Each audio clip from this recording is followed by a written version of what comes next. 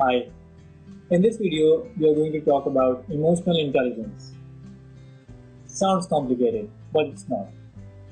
Although there are many people who have written about it, the most famous person on the topic of emotional intelligence is Daniel Goleman. I read his book 20 years back. By emotional intelligence is meant, simply put, that you are able to manage your emotions in an intelligent way.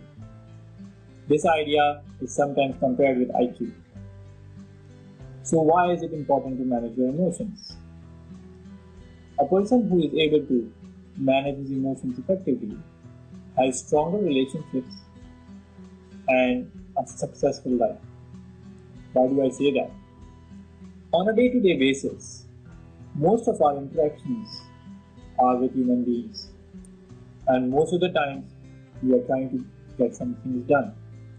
We're trying to negotiate deals. It could be either asking your child to go to bed on time, getting your wife to cook your favorite food, or getting your boss to give you a raise, or getting a new job, buying a new car at a good deal. All of these are interactions with human beings. And the person who is able to manage his emotions most effectively will get the best result. So, how do you manage your emotions? First, let me explain to you when it goes bad. Let's take an example. You are driving car on the highway, thinking about all the world, and suddenly there is a thud on the back of your car. Someone hit your car.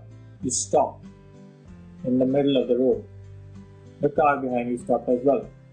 You're angry, crazy. You want to kill the guy, you want to call the police, you want to report him. You get out of the car with all of these emotions. As soon as you get out of the car, you see the guy behind you who hit you is your best friend. What next? All of your anger, anxiety, the feeling of hitting the person goes away. You're calm and cool. You're not worried about anything else. And in fact, you will go and tell your friend, don't worry about it. I'll cover the cost. I'm not going to report it to anyone. What happened? As in, 2 minutes back, you were so angry and suddenly you're not. How did this change happen? If you observe, you would realize 99% of the times we think that our mind is us. And then that's why we say we cannot control our emotions. But see, that's not true. If you take this simple example that I just gave you, the same person who was very angry 2 minutes back was able to control his emotions and was friendly and happy. How did this happen?